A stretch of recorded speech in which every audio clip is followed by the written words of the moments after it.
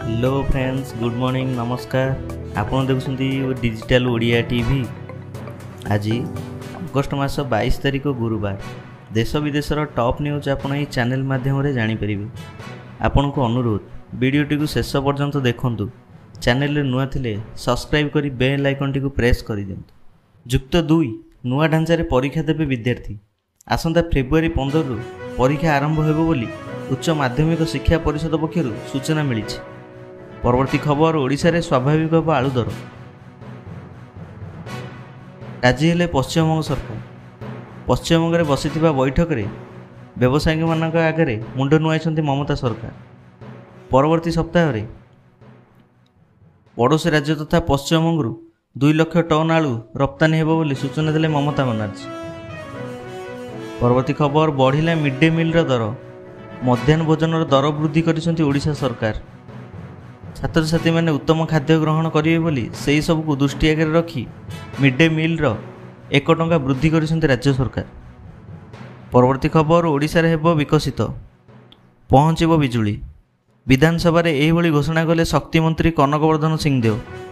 राज्य रे प्रत्येक घरे बिजुली पहुँचाइबा 415 कोटी टंका खर्च हेबो बोली सूचना देले एवं सेप्टेम्बर मास शेष सुधा बिजुली पहुँचवा नहीं बयान देले शक्ति मंत्री कनकवर्धन सिंहदेव।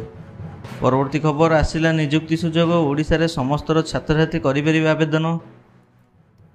राज्य एड्स कंट्रोल सोसाइटी पक्षरु विज्ञप्ति प्रकाश पाई।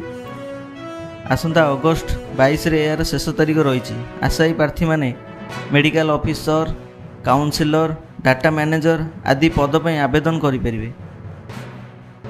परवर्ती खबर, उच्च शिक्षा सह जोड़ी है दक्षता विकास शिक्षा। एणिकी युक्त 3 बीटेक छात्र छात्री माने दक्षता विकास तालीम पाइपर। एथिपाई दक्षता विकास और वैषयिक विकास मध्य चुक्ति स्वाक्षर रही।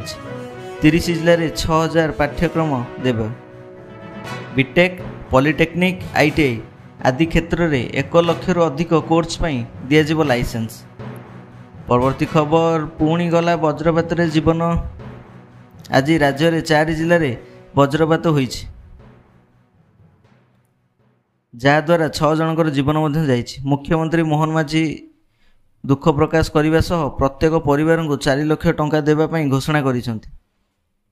बालेश्वर भद्रक 2 जन लेखाएं, केन्द्रापड़ा और ढेंकानाल जड़े लेखाएं मृत्युवरण करिसेंति बोली सूचना मिली। परवर्ती खबर, आईएएस स्तर में बड़ परिवर्तन कले राज्य सरकार। 18 जन आईएएस ऑफिसर को अदल बदल एवं अतिरिक्त दायित्व देइछन्ति।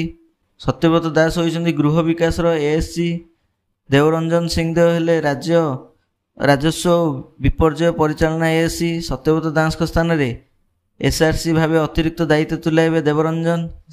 सेहीपरि सुरेंद्र कुमार होइछन्ति खनि और इस्पात विकास एसीएस।